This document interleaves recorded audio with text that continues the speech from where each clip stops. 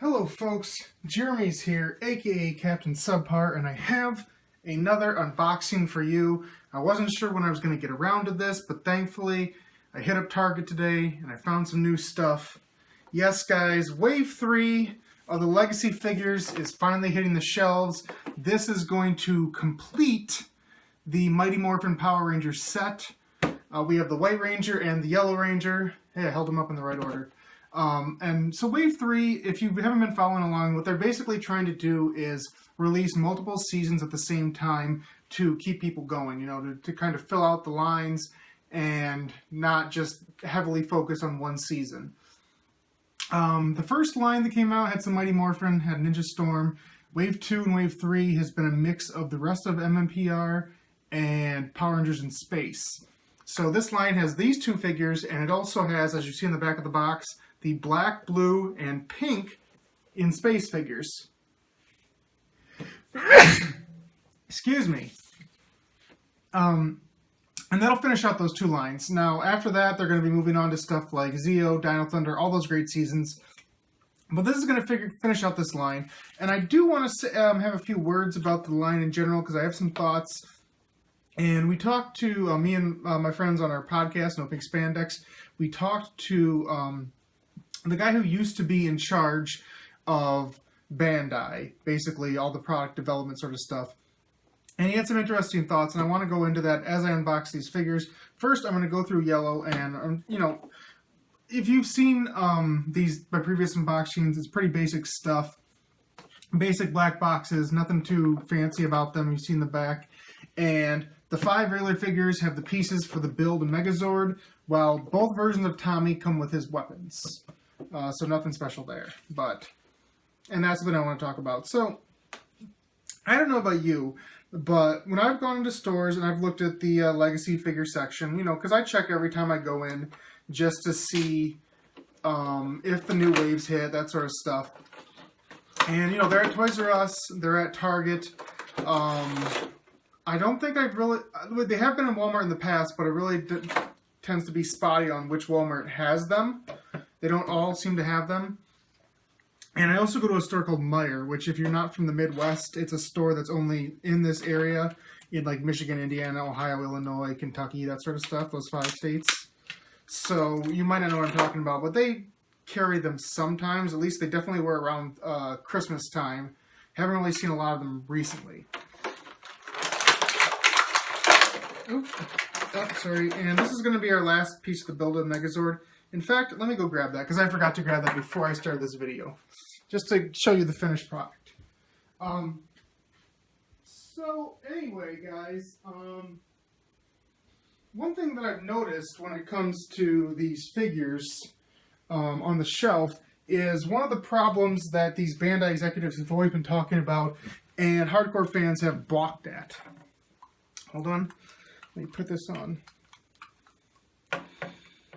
Pop on the yellow leg, and bam! We have our complete Megazord. Nice. Set him aside. But one of the things that they've always said is that female figures don't sell very well. And they have something called case assortments. This is for people who might not be in the know, but case assortments tend to differ. Let's say you're talking about basic action figures, and there's a case of 12 figures. That tends to be what's in a case. Now, if it was just the 5 Rangers for that season, what would happen is you'd think maybe we'll just put 2 of everything in there and maybe a couple extras. 6 if there's 6 Rangers, just do 2 of everything. The problem is that they need to supply according to demand, and a lot of kids out there don't want the entire line. They might just want the Red Ranger because the Red Ranger is always the center focus, always the coolest one on the line. You know, sometimes the parents can't afford to buy every single figure in a line, so they'll tell the kid pick one, or they'll just grab one at random. And what tends to happen is they tend to grab Red Rangers, and they tend to grab male figures because males tend to be the ones that like this sort of line more. And I'm sorry, ladies out there, you know, I know there's plenty of you out there that love this show, and I'm glad you're out there, and you're fantastic. Some of you are my best friends, but like, you are not as much of the target demographic as boys are. Girls just weren't. So a basic case assortment might have 4 Red Rangers, 2 Black Rangers, 2 Blue Rangers. Let me see what it's 4, 5, 6, 7, 8. Actually, it might be 4 red, 3 blue, 3 black, and then 1 yellow, 1 pink. That's what they'll do, because they know the yellow and the pink aren't going to sell as well, and chances are that's their best chance to make sure that everything in the box actually sells. And again, like I said, we balked at that before, but the fact of the matter is when I go into these stores and I look at the assortments of legacy figures that are still on the shelf, no joke, I will see 6 or 7 figures there, and every single one, barring maybe one like Black Ranger, it's all Kimberly and Ashley from In Space, the 2 female figures from the second wave. That's like everything on the peg.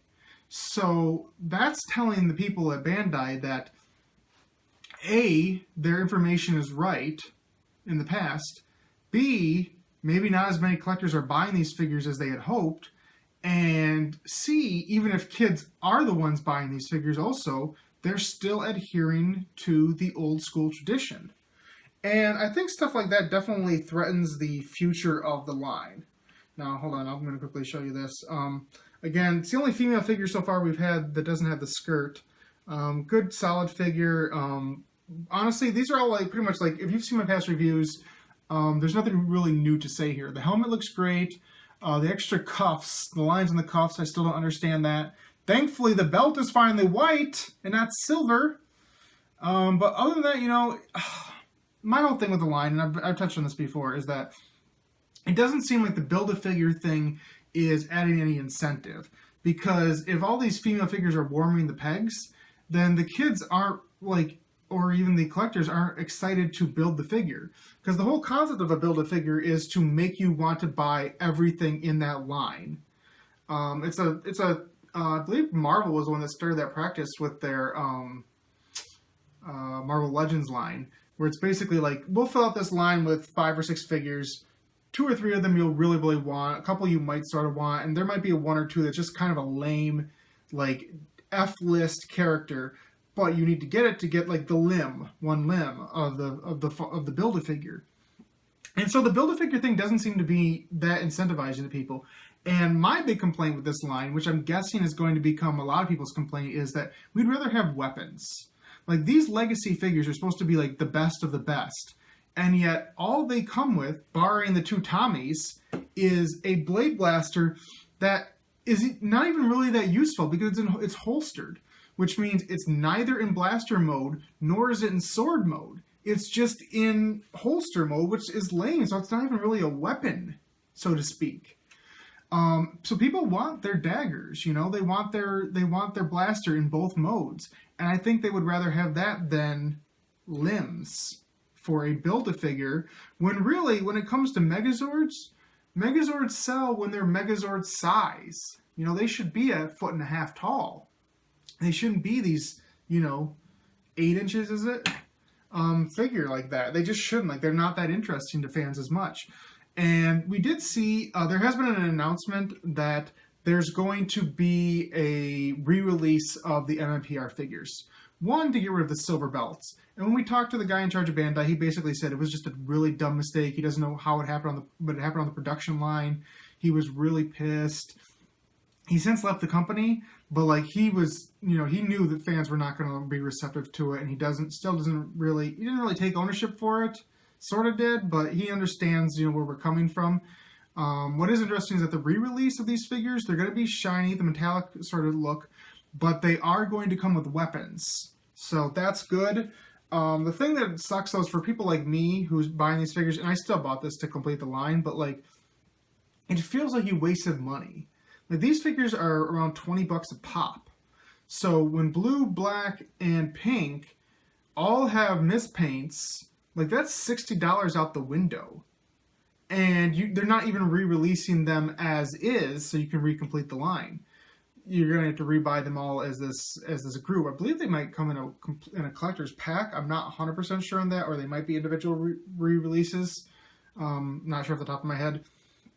But like, that's a big blow for a line that's in its infancy, to make a mistake that big and then they have to restart. And again, like, these aren't bad figures. These Megazords aren't bad figures. But if you ask me, like, do I want a piece of a Megazord that I can eventually build? Or do I want their actual weapons? I'm going to say weapons every single day of the week. Like, the great thing about Figuarts, which is what these are compared to, and I compared them directly in an old video, is they have different hands that are interchangeable, and they have all of their weapons. They have all these extra weapons, even weapons that aren't used very much, like Thunder Slingers. They were in the Tyranno Ranger Figuarts, which is just an amazing, amazing thing, you know, because it was only used once or twice in the show. So to actually have though there to really complete the figure, it's a really cool thing. You know, even if you want to add like power coins, I don't know, something. But a piece of something that we didn't really ask for, I don't think is a smart decision in the long run. And it's not a way to attract people to the line. Anyway, so let's bust out Tommy. White Ranger Tommy.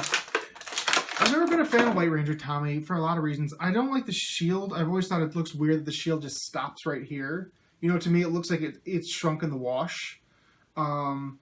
There's some cool aspects about him, but overall, I was never a big fan of him. I also didn't like that even in later times, it got to the point where, like, Tommy was taking on a monster by himself. Well, all 5 of the Rangers were required to take on their own monster, where it just really overpowered him and made everything about him. And that was always my big issue with the Tommy character. I can understand the appeal, but it wasn't for me. Anyway, I'm looking at Saba. Saba has some nice detail. He's got the gradated edge on his sword. I can definitely make out the coin and the details in Saba's face. I wouldn't say it's like 100% detailed. I'll give you a better look at it at the end of the video if I remember. But it's still pretty detailed. It's a pretty fun weapon. And weapons of this quality with this line would be fantastic. Like, I'm not asking for, like, perfection. But ultimately, you're paying $20 for a figure. So if you're paying $20 for one figure, you're going to want something special. Okay, so he needs his own review, basically, just because, like, he is the unique one of the line. Even the other Tommy is not as unique as this. The shield... Okay, so the shield looks like you're not supposed to take it off. Like, it looks like it's glued in the back. But it is plenty flexible, and like it doesn't connect on the sides, which is probably good because that allows for more mobility with the torso. So it's in this weird sort of limbo where it could come off if you forced it, but you don't want to. Helmet has all the perfect detail there. The cuffs obviously make sense on him because he actually does have black lining on his cuffs, both on the boots and the gloves. Yep, we got his unique golden belt. How does this fit? The holster again does come open, like it's not a full circle there, but that makes it easier for you to insert Saba, like so, and he still stays in. Although realistically, Tommy wasn't big on holding Saba on the side anyway. It's either Saba wasn't around or he had him in his hand more often than not. Actually, I'll put him in this way, because I actually liked him when he would hold him and talk to him. Talk to Tony Oliver as Saba. But yeah, like, this is a fun figure. Like, again, like I've said before, and I don't want to belabor it, how much I'm not a huge fan of Tommy in general, but this is a pretty cool figure. I would say, like, out of all, because we've had a lot of Tommy-related stuff in the last few years, and out of all the different figures that have come out, this is probably the coolest built Tommy figure since the anniversary stuff. Like, it's a really cool figure. I'm really digging it. But honestly, guys, I think that's all I really have to say about this. As far as the Legacy line goes, I don't know. I honestly wouldn't be surprised if they ended up canceling it just because I see so many figures warming the pegs. But I don't know, because I still see Legacy Megazords, not the main Megazord, but you know what I'm trying to say is like the Thunder Megazord. I still see it on the shelf. And some other ones, it really depends, because like my local Toys R Us, I haven't seen the Ninja Megazord on the shelf in months and months and months. But when I drive down to the one in Indiana, the nearest one in Indiana, there were 15 or 16 Ninja Megazords just sitting there. So I'm not even sure about the life of that. We do know we are getting a black and gold Titanus, which seems like a very crazy release, because that's such a huge price point for that sort of thing, for a version of Titanus that isn't in the show. So I don't know if that's going to sell. But as far as the legacy stuff goes, I still say they have like a lot of good ideas. They've executed some really cool stuff, like Tommy's Dragon Dagger and Saba are amazing pieces. But I still don't think they fully have a grasp on what people want. I think if they dump the Build-A-Figure, add the weapons, get a little more meticulous about the bonuses on these figures, there could be a great line here that fans will want. The only question is it going to be enough to bring out the collectors to not just buy male figures and Red Ranger figures? But yeah, that's all I have for you for now, guys. I do actually want to tell you that I recently got my hands on all of the Legacy movie figures that are exclusive at Toys R Us. That should be a review that's coming up in the next week. Depends on my free time how to get through them all. But I do want to go over those with you guys because it's a heck of a time for me getting them. I don't know how available they've been for you locally. I do believe they just started finally bringing more of them out, but I don't have them yet. Well, I mean, I didn't have them yet until just like literally today. So I'll be reviewing those soon. There's definitely more Loot Crate stuff up. A Slam Crate's coming soon. A Loot Anime's coming soon. So I got those coming. I have a lot more Q Ranger stuff actually coming in the mail in the next few days. So I have, 4 or 5 videos lined up that I'm going to have to shoot and get out to you. Should be a big week or so for me with releases. I hope you enjoyed this video. I hope you enjoyed my little talk on the Legacy line in general as opposed to getting really in-depth with the figures, since I have already gotten in-depth with the figures with the last couple of releases. And there isn't a lot new to say here. But if you like that format, please let me know. If you want general musings on top of actual meticulous figure reviews, a mix of both, whatever you like, I'd appreciate that. But that's going to be it for me, guys, for now. As always, please like this video if you like it. Comment if you have something you'd like to say. Subscribe to this channel if you haven't subscribed before. Ring that bell if you'd like to be notified of my new videos when they come out. And the best thing you can do for me, as always, I say this every single time, is to just please share this video with your friends and your family, Power Ranger fans, people who dug the recent movie, fans who just want to check out some toy reviews or want to listen to this goon ramble, Anyway, that's it for now. I'm Jeremy, aka Captain Subpar, saying to you that forever and always I am going to be King of the Geeks. Now I'm going to keep my promise because I actually remembered it. Like, give me Sabbath, Tommy. Give him to me. Give him to me. Okay, so here we go. He's got some nice detail. Got some focus there, see? A little look at the front. Hello, Tommy. I am Saba. And there's the bottom with the nice edge. Trying to get it into focus for you. Not doing a great job of it. But it's a pretty solid weapon overall. Anyway, thanks, guys. I will see you very soon. Why is he going back to the Saba voice? It's awful.